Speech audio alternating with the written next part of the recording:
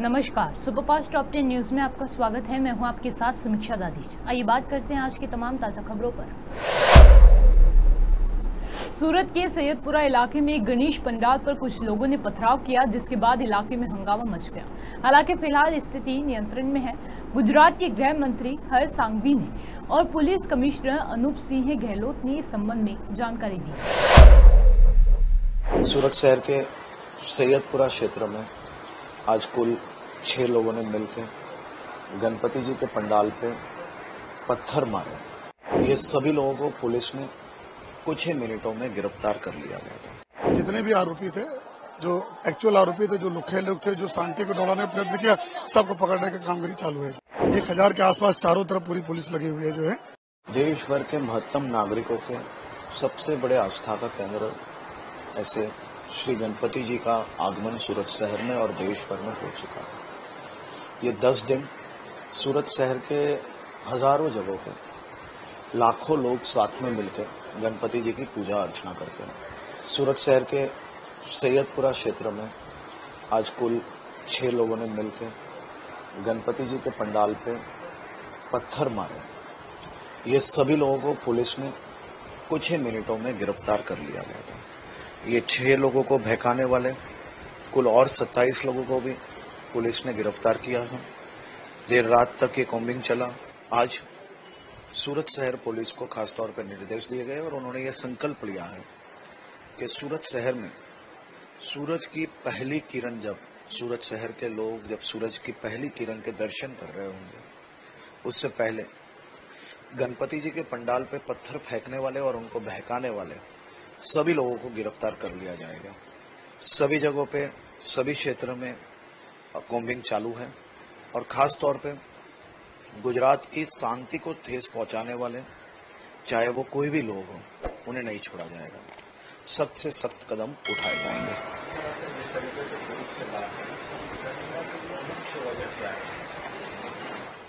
देखिए, गणपति जी की आस्था ये मात्र पूजा और अर्चना या आस्था का केंद्र नहीं है। गणपति जी के आगमन से ही सूरत शहर में पूजा अर्चना आस्था के साथ साथ ये रोजगारी देने में भी सबसे बड़ा त्योहार है।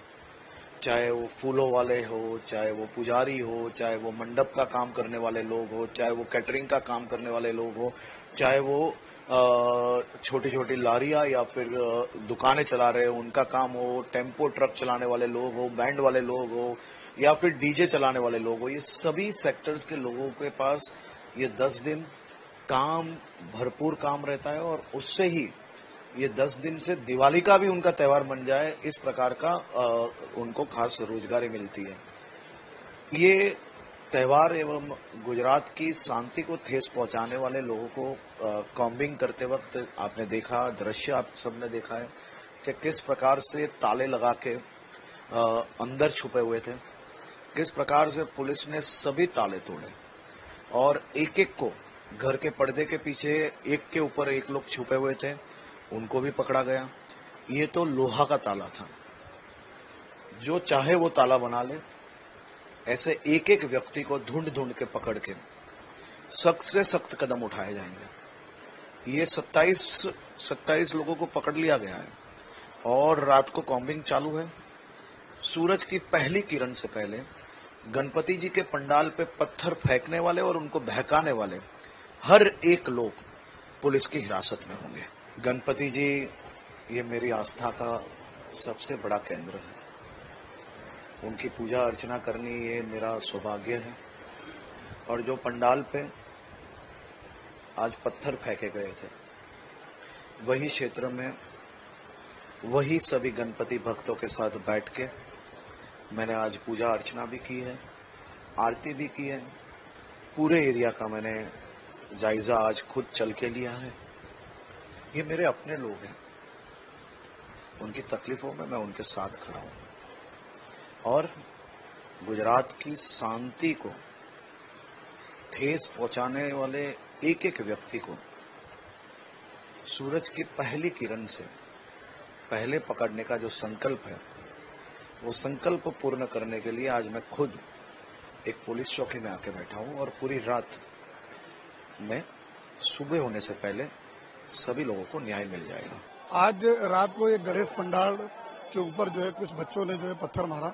उसके बाद तुरंत जो बंदोबस्त में पुलिस थी इन बच्चों को जो है वहां से ले लिया जो है। उसके बाद जो लोगों का टोला इकट्ठा हुआ जो है रजुआत करने के लिए, वो पुलिस के साथ उनका बातचीत चली रही थी। जो मीन दरमियान जो पत्थर मारा हुआ सामने के साइड से, और उसके बाद जो मुस्लिम की तरफ से पत्थर मारा चालू हुआ। फिर बाद में दोनों तरफ से पत्थर मारे में जो थोड़ा सा पुलिस को भी इंजरी हुई है जो है। और उसके बाद तात्कालिक सब जितनी भी टीमें आ गई थी उस एरिया में, जितने भी एरिया में थे जहां जरूरत पड़ी वहां पर लाठीचार्ज किया गया और टीयर गैस के सेल छोड़े गए। और उसके बाद कॉम्बिंग ऑपरेशन किए जा रहे हैं। हमारे पास हमारे जो कमांड कंट्रोल रूम में जो सीसीटीवी कैमरे में और बहुत सारे यहाँ पे जो लगे हुए हैं कैमरे, लोगों के मोबाइल में कुछ अधिकारियों ने वीडियो भी इनको बनाया। उन सारों को जो है लेकर भी जितने भी आरोपी थे, जो एक्चुअल आरोपी थे, जो लुखे लोग थे, जो शांति को दौड़ाने का प्रयत्न किया, सबको पकड़ने का कामगिरी चालू है। जो भी पुलिस, अगर यहाँ देखा जाए करीब 1000 के आसपास चारों तरफ पूरी पुलिस लगी हुई है जो है। और पब्लिक अभी यहाँ पे है, यहाँ पे जिनको भी जो यहाँ से बिखेरने का कामगिरी चालू किया जा रहा है। कितने बजे की घटना है और कितने घंटे से पूरा ऑपरेशन? लगभग जो बनाव बना है जो है ये करीब 8:30-9 बजे के आसपास का बनाव था जो है। तब से जो पुलिस की टीम कामगिरी चालू है। पुलिस भी यहीं पे थी उस समय, लेकिन ये विस्तार ऐसा चारों तरफ गलियां वगैरह है, तो हर गली को कवर करने के लिए जो अगल बगल की पुलिस उनको भी डाइवर्ट यहाँ पे किया गया था। अभी एग्जैक्ट नहीं बता सकते, लेकिन जो पुलिस को भी इंजरी हुई है, कुछ पब्लिक लोगों को भी इंजरी हुई है। हमारे सिटी के अलग अलग जो पुलिस स्टेशनों से सारे लोग को इकट्ठा किया गया, सारे अधिकारी उनके व्हीकल के साथ, हमारे जवान, हेडक्वार्टर के जवान, एसआरपी के जवान, हमारे क्विक रिएक्शन टीम, सारे लोग यहाँ पे अभी अलग अलग विस्तार में। भाजपा नेता नलिन कोहली ने कांग्रेस सांसद और लोकसभा में विपक्ष के नेता राहुल गांधी के टेक्सास में दिए गए बयान पर कहा कि राहुल गांधी उनके सबसे बड़े लोकतंत्र में विपक्ष के नेता हैं। जब वे विदेश जाते हैं तो उन्हें सोचना चाहिए कि क्या वे जो कह रहे हैं वे पूरा सच है। क्या इससे भारत की छवि पर कोई नकारात्मक प्रभाव पड़ेगा? वे चीन की खूब तारीफ करते हैं, लेकिन दुनिया में कभी इस बात की चर्चा नहीं करते कि भारत और चीन के संबंध क्यों खराब है। राहुल गांधी जी विश्व के सबसे बड़े लोकतंत्र के विपक्ष के नेता हैं, प्रतिपक्ष के नेता हैं। और अब जब वो विदेश जाते हैं तो उन्हें गंभीरता से विचार करना पड़ेगा कि जो वो कहते हैं क्या वो पूरा सत्य है और क्या उससे भारत की छवि पे कोई फर्क पड़ेगा, कुछ गलत फर्क पड़ेगा या नहीं। वो चीन की तो जरूर तारीफ करते हैं, लेकिन विश्व में कभी भी इसकी चर्चा नहीं करते कि चीन के साथ और भारत के संबंधों में बिगाड़ जो आया है या रुकावट जो आया है वो किन कारणों से आया है। वो इतिहास की बात करेंगे, आरएसएस की बात करेंगे, लेकिन ये कहीं पर भी नहीं दिखाएंगे कि भारत के जो इतिहास इतना सुनहरा था उस पर कहीं पर भी चर्चा नहीं रही पिछले 6-7 दशकों से। पंडित जवाहरलाल नेहरू जी के समय से, इंदिरा गांधी जी के समय से, राजीव गांधी जी के समय से हम लोगों को इतिहास में पढ़ाया जाता था, या इसकी ज़रूर बहुत चर्चा है कि 10वीं सदी से कौन कौन यहाँ पर आए आक्रमण करने के लिए। कुतुबुद्दीन ऐबक, उसके बाद अल्तमश, रज़िया सुल्तान, सफदरजंग डायनेस्टी, लोदी डायनेस्टी, हुमायूं से लेके जहांगीर, शाहजहां, औरंगजेब तक की बहुत पढ़ाई है, लेकिन कैलाश कैसे बना उस पर चर्चा नहीं है, अजंता एलोरा पे नहीं है, चोला डायनेस्टी पे नहीं है, विजयनगर डायनेस्टी पे नहीं है, कोई इस विस्तार से जानकारी नहीं है। हमारे ही भारत की गर्व की बात है कि योग यहाँ से आया। 150 से ज़्यादा देश उसे हर साल मनाते हैं योग दिवस को, लेकिन राहुल गांधी जी उसको समर्थन देने में या वहाँ पर भाग लेने में दिखते ही नहीं है। तो राहुल गांधी जी को ये सब का जवाब देना पड़ेगा कि भारत की छवि के बारे में या भारत के बारे में बात करना है तो पूरा पक्ष तो दीजिए, नहीं तो ये उन पर एक आरोप लगेगा कि भारत की छवि को खराब करने के लिए वो विदेश जाते हैं। और केवल किसी के स्क्रिप्ट दिए जाने पर बोलने से थोड़ी ना पूरे सत्य जो हैं या तथ्य लोगों के सामने जाएंगे। वो तो विदेश में जाकर तो वहाँ से मदद भी मांगते हैं कि मोदी जी की सरकार कैसे हटाई जा सकती है और इस पर यूरोप और अमेरिका क्या कर रहे हैं। तो उनका जो है विदेश में यात्रा जो होती है और क्या वो बोलते हैं उस पर हमेशा बहुत गंभीर सवाल उठ ही जाते हैं। कांग्रेस के झारखंड प्रभारी गुलाम अहमद मीर ने कहा कि झारखंड में हमारी पार्टी की चुनावी तैयारियों के लिए हमने यहां 2 वरिष्ठ सचिव नियुक्त किए थे और इन सचिवों और वरिष्ठ पीसीसी नेताओं की बैठक बहुत महत्वपूर्ण थी। इसलिए कल रात में श्रीनगर से यहां आया और एक बैठक और हमने आने वाले दिनों की योजना बनाई। वे भाजपा कोई भी यात्रा कर ले, लेकिन झारखंड की जनता यहाँ की गठबंधन सरकार से संतुष्ट है। इस सरकार ने अपने वादों से ज्यादा काम किया है। हमें लोगों से बहुत अच्छी प्रतिक्रिया मिल रही है। ये प्लान था ऑलरेडी पिछले 10 दिन पहले ये तय हुआ था, क्योंकि मैं तो जम्मू कश्मीर में चुनाव के लिए बिजी हो गया था। 18 तक तो वहाँ रहना ही होगा, मगर यहाँ जो झारखंड में हमारी पार्टी की प्रिपरेशंस यहाँ के चुनाव के लिए था, तो उसको लेकर ऑलरेडी हमने 2 सीनियर सेक्रेटरीज भी यहाँ लगाए और उन सेक्रेटरीज और पीसीसी के टीम को, हमारे सीनियर लीडर्स को लेकर के एक बैठक होना बहुत ज़रूरी था, क्योंकि जो स्टेट का फ़िलहाल 8-9 महीने से जो हम लोगों ने देखा है, जो ऑर्गेनाइजेशनल वर्क है, उसको लेकर हाईकमांड ने तो अपॉइंटमेंट कर दी, बट यहाँ आकर उनको डिस्ट्रीब्यूशन ऑफ जॉब या उनका जो काम है, कार्यक्षेत्र अलग अलग करना, ताकि यहाँ का काम भी सफ़र न करे और फास्ट ट्रैक पर वो आगे बढ़े, जो हमने प्रोग्राम हाथ में लिए हुए हैं। तो इसलिए ये एक इम्पॉर्टेंट बैठक होना बहुत ज़रूरी था, जिसके लिए मैं श्रीनगर, दिल्ली, रांची रात को पहुंचा और रात को ही सबको बिठा करके जो रिक्वायर्ड थे उसमें उनके साथ डिस्कशन हुआ और आपस में मिल बैठ के वो प्लान हमने आने वाले दिनों के लिए, हमारी जो प्रोग्रामिंग है, हमारी जो इंटरनल एक्सरसाइज है, वो कैसे आगे बढ़े। सर, वही दूसरी तरफ बीजेपी की बात करें तो बीजेपी प्रदेश में परिवर्तन यात्रा निकालने वाली है। प्रधानमंत्री का दौरा है 15 तारीख को जमशेदपुर में। देखिए, कोई भी यात्रा वो चला ले, मगर झारखंड में जनता सेटिस्फाई है हमारी कोलिशन सरकार से। मैंने लगातार ये कहा कि जो हमारे मैनिफेस्टोज थे, जिस पर 2019 में इस कोलिशन को वोट मिला, इस कोलिशन सरकार ने उस दिए हुए वादे से भी आगे गरीब गुरबाओं के लिए, महिलाओं के लिए और दूसरे एरियाज़ के लिए काम किया है, और जिसका लगातार हमारा मूवमेंट चल रहा है, चाहे सरकारी स्तर पर आप देख लीजिए या चाहे ऑर्गेनाइजेशनल लेवल पर। तो मेरे ख्याल से अभी तक ज़बरदस्त रिस्पॉन्ड माना जा रहा है, लोगों का आकर्षण है, और ऐसे में बौखलाहट तो भाजपा की रहेगी, क्योंकि 4 स्टेटों में चुनाव होना है, जम्मू कश्मीर और हरियाणा पहले फेज़ में, और उसके बाद महाराष्ट्र और झारखंड। जम्मू कश्मीर 10 साल से वो रूल कर रहे हैं, अब उनको वहाँ रुखसत किया जा रहा है। एक मजबूत coalition national conference, Congress, panthers party और कम्युनिस्ट की वहाँ पर है। एक वायबल और स्ट्रांग कोलिशन है, लोग उसको फॉलो कर रहे हैं। हरियाणा में आमना सामना भाजपा और कांग्रेस का है, और फिलहाल तमाम तर रिपोर्ट्स के हिसाब से वहाँ परिवर्तन हो रहा है, भाजपा जाएगी, कांग्रेस पार्टी आएगी।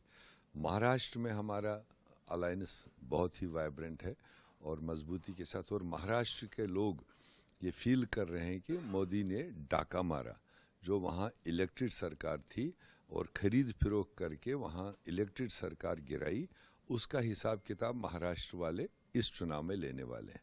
अब आज आकर उनकी नज़र रहेगी झारखंड पर, कि झारखंड एक कोलिशन सक्सेसफुली चल रहा है, जिसके लिए उनने एफर्ट्स किए भी।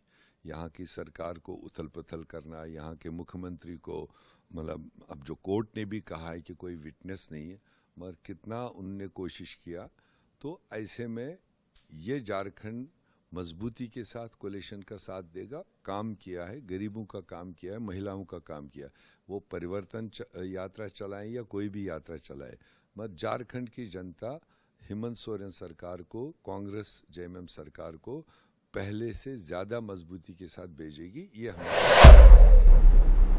टीएमसी के राज्यसभा सांसद जवाहर सरकार के इस्तीफे पर भाजपा नेता शहजाद पूनावाला ने कहा कि ममता बनर्जी को जवाहर सरकार के प्रेरणा लेकर हुए अपना त्याग पत्र सौंप देना चाहिए। मुख्यमंत्री, गृह मंत्री और स्वास्थ्य मंत्री के रूप में मुख्यमंत्री ममता बनर्जी पूरी तरह से फेल हो गई हैं। देश की जनता, पश्चिम बंगाल की जनता तो ये कह रही थी, और अब खुद ममता बनर्जी के पार्टी के लोग भी यही कहने लगे हैं। ममता बनर्जी के अपनी पार्टी के एक लीडर जवाहर सरकार, उन्होंने रिजाइन कर दिया। उन्होंने रीजन दिया कि जिस तरह हाल नहीं पा रही है तो मैं पार्टी में रहने पाऊंगी। देखिए, ममता बनर्जी जी को जवाहर सरकार से थोड़ी सी प्रेरणा लेते हुए कैबिनेट मीटिंग बुलाते हुए अपना त्यागपत्र सौंप देना चाहिए, क्योंकि सबसे पहले मुख्यमंत्री के रूप में, गृह मंत्री के रूप में और हेल्थ मिनिस्टर के रूप में ममता बनर्जी पूर्ण तरीके से आरजीकर मामले में फेल हो चुकी है। और अब ये बात कोई भाजपा वाले केवल नहीं कह रहे, देश की जनता, बंगाल की जनता तो कह ही रही थी। अब तो खुद ममता दीदी के ही पार्टी वाले लोग ही कहने लगे। सुखेंदु शेखर ने पहले कहा, फिर उसके बाद शांतनु सेन ने कहा, अब उसके बाद जवाहर सरकार ने पत्र में क्या लिखा है कि एक तो टीएमसी का मतलब बन चुका है टू मच करप्शन, पार्था का करप्शन, फलाने का करप्शन, इतना करप्शन कि पंचायती वाले मेंबर लग्जरी कार में घूम रहे हैं। दूसरा कि करप्शन पर बोलते हैं तो तानाशाही रवैया अपनाते हुए ममता दीदी ईदी अमीन की तरह उनको चुप करा देती है। और तीसरा कि आरजीकर केस में टोटल नो कॉन्फिडेंस है जनता का उनके प्रति, क्योंकि उन्होंने बलात्कारी बचाओ, सबूत मिटाओ, सच को दबाव किया, बेटी को न्याय नहीं दिलाया। और माता पिता का जो बयान सामने आया है कि डॉक्टर्स ने पुलिस वालों ने किस प्रकार से पैसे दिए, किस प्रकार से डॉक्टर्स को धमकाया गया, किस प्रकार से सबूत को मिटाया गया संदीप घोष के द्वारा, इसके बाद ममता बनर्जी को इस्तीफा देना चाहिए। पर उल्टा ममता बनर्जी क्या करती है, वो डॉक्टर्स को धमकाती है, उनके एमएलए और एमपीज के द्वारा। उनके नेता आए दिन डॉक्टर को कसाई बोल देते हैं। तो आज सवाल सिर्फ इतना है कि ममता बनर्जी अपना त्यागपत्र कब देंगी। और एक सवाल ये भी जुड़ता है कि इंडिया अलायंस के सारे नेता कहां गायब हो गए। न संविधान बचाओ वाली मंडली, न लड़की हूं लड़ सकती हूं कहने वाली मंडली आज ममता बनर्जी का इस्तीफा मांग रही है। उत्तर प्रदेश के मुख्यमंत्री योगी आदित्यनाथ ने कहा कि प्राचीन काल से ही भारत की परंपरा में खेल और खेलकूद की गतिविधियों को महत्व दिया गया है। धर्म के जितने भी साधन हैं वे स्वस्थ शरीर से ही संभव हैं और स्वस्थ शरीर के लिए खेलकूद की क्रियाएं अत्यंत महत्वपूर्ण हैं। देश के प्रधानमंत्री नरेंद्र मोदी ने 2014 में प्रधानमंत्री बनने के बाद अपने अनेक कार्यक्रम विकसित भारत की संकल्पना के लिए प्रस्तुत किए थे। उसमें खेल और खेलकूद की गतिविधियों को भी ध्यान में रखा गया। हर तबके का व्यक्ति इन योजनाओं के साथ जुड़ा रहा और वर्तमान में पेरिस में चल रहे पैरा ओलंपिक खेलों में भारतीय खिलाड़ियों के जज्बे को पूरी दुनिया देख रही है। कि प्राचीन काल से ही भारत की परंपरा में खेल और खेलकूद की गतिविधियों को महत्व दिया गया है। भारतीय ऋषि इस बात का उद्घोष करता है कि शरीर माध्यम खलु धर्म साधनम, यानी धर्म के जितने भी साधन हैं वह स्वस्थ शरीर से ही संभव है। और स्वस्थ शरीर के लिए खेलकूद की गतिविधियां, योगासन, प्राणायाम, ये सभी क्रियाएं एक स्वस्थ शरीर के लिए अत्यंत महत्वपूर्ण है। और स्वस्थ शरीर ही एक समर्थ समाज का और एक सशक्त राष्ट्र की परिकल्पना को साकार भी कर सकता है। और इसीलिए देश के यशस्वी प्रधानमंत्री श्री नरेंद्र मोदी जी ने 2014 में देश के प्रधानमंत्री बनने के बाद जो अपने अनेक कार्यक्रम देश के विकसित भारत की संकल्पना के लिए प्रस्तुत किए थे, उनमें महत्वपूर्ण खेल और खेलकूद की गतिविधियों को लेकर के भी है। आपने इस बात को देखा होगा, खेलो इंडिया खेलों की प्रतियोगिताएं रही हो या फिट इंडिया मूवमेंट अथवा सांसद खेलकूद प्रतियोगिता, गांव से लेकर के राष्ट्रीय स्तर की प्रतियोगिताएं बखूबी इस आयोजन के माध्यम से आज आयोजित हो रही हैं। हर तबके का व्यक्ति इन आयोजनों के साथ जुड़ रहा है। और वर्तमान में पेरिस में चल रहे पैरा ओलंपिक में भारतीय खिलाड़ियों के जज्बे को पूरा देश और पूरी दुनिया देख रही है कि कैसे बेहतरीन प्रदर्शन करते हुए पैरा ओलंपिक के हमारे दिव्यांग खिलाड़ियों ने अपनी प्रतिभा और अपने देश का लोहा वहां मनाने का काम भी किया है। मुझे बताते हुए प्रसन्नता है कि यह दृश्य हमारे लिए प्रसन्नता का क्षण इसलिए भी प्रस्तुत करता है क्योंकि यह प्रधानमंत्री जी के एक भारत श्रेष्ठ भारत की परिकल्पना को भी साकार कर रहा है। देश भर के पुलिस बलों के जवान, केंद्रीय पुलिस बलों के जवान और उनके अधिकारी इस आयोजन में भागीदार बन रहे हैं। खेल हमें शारीरिक रूप से स्वस्थ बनाने, अपने कार्य के प्रति समर्पण के भाव के साथ तो जोड़ता ही है, साथ साथ जीवन में उतार चढ़ाव के हरेक मोड़ पर जीते तो अति प्रफुल्लित होकर के अन्यों के जीवन में बाधा पैदा करने की जो कुत्सित चेष्टाएं होती हैं उसको रोकने का एक सामर्थ्य देता है। तो अगर किन्हीं कारणों से सफलता नहीं प्राप्त हुई तो शालीनता के साथ उसको स्वीकार करने का भी एक सामर्थ्य हर एक खिलाड़ी के अंदर पैदा करता है। कांग्रेस सांसद और लोकसभा में नेता प्रतिपक्ष राहुल गांधी इन दिनों 3 दिन की अमेरिका यात्रा पर हैं।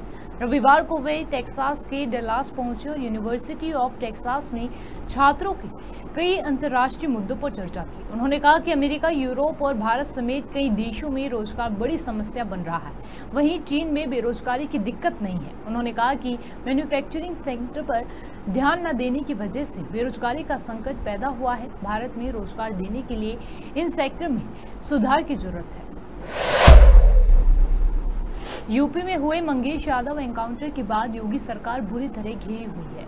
यूपी के पुलिस की कार्यप्रणाली पर सवाल उठ रहे हैं और आला अधिकारी एनकाउंटर क्यों किया, इस पर जवाब दे रहे हैं। दूसरी ओर समाजवादी पार्टी सुप्रीमो अखिलेश यादव समेत पूरा विपक्ष योगी सरकार समेत बीजेपी पर जुबानी हमला कर रहे हैं। इस मामले में मंगेश यादव के परिजनों के तमाम बयान सोशल मीडिया पर वायरल हो रहे हैं, लेकिन अब मंगेश यादव के पिता के एक बयान ने नई सनसनी मचा दी है। उन्होंने कहा कि अगर अखिलेश यादव ने फोन न किया होता तो हमारे लड़के की डेड बॉडी भी हमें नहीं मिलती, पुलिस वाले उसे मरवा कर वहीं खत्म कर देते। जी हां, ये बयान दिया है मंगेश यादव के पिता ने। दिल्ली मंत्री आतिशी ने प्रेस कॉन्फ्रेंस कर मोदी सरकार पर निशाना साधा। उन्होंने रिसर्च पर लगने वाले जीएसटी का मुद्दा उठाया। उन्होंने कहा कि जीएसटी काउंसिल की बैठक में दिल्ली सरकार इन मुद्दों को रखेगी और सरकार रिसर्च पर लगने वाले जीएसटी का पुरजोर विरोध करती है। गाजियाबाद के लिंक रोड थाना क्षेत्र में 28 अगस्त को घर में घुसकर एक किशोरी के साथ मारपीट और कथित दुष्कर्म के मामले के बाद स्थानीय लोगों ने जमकर बवाल काटा। घटना से गुस्साई भीड़ ने आरोपी की संपत्ति के साथ जमकर तोड़फोड़ की और आगजनी की। अब इस मामले में चौंकाने वाला नया मोड़ सामने आ गया है। फॉरेंसिक लैब की जांच में किशोरी के साथ दुष्कर्म की पुष्टि नहीं हुई। अबू धाबी के क्राउन प्रिंस शेख खालिद बिन मोहम्मद बिन जायद अल नहयान ने हैदराबाद हाउस में प्रधानमंत्री नरेंद्र मोदी से मुलाकात की। अबू धाबी के क्राउन प्रिंस के ये भारत दौरा दोनों देशों के लिए काफी अहम होने वाला है, जिसमें दोनों देशों के नेताओं के बीच द्विपक्षीय संबंधों को लेकर चर्चा होने वाली है। सुपरफास्ट टॉप 10 न्यूज में आज के लिए सिर्फ इतना ही। देश और विदेश की तमाम बड़ी खबरों से जुड़े रहने के लिए देखते रहिए पॉपुलर टीवी। धन्यवाद।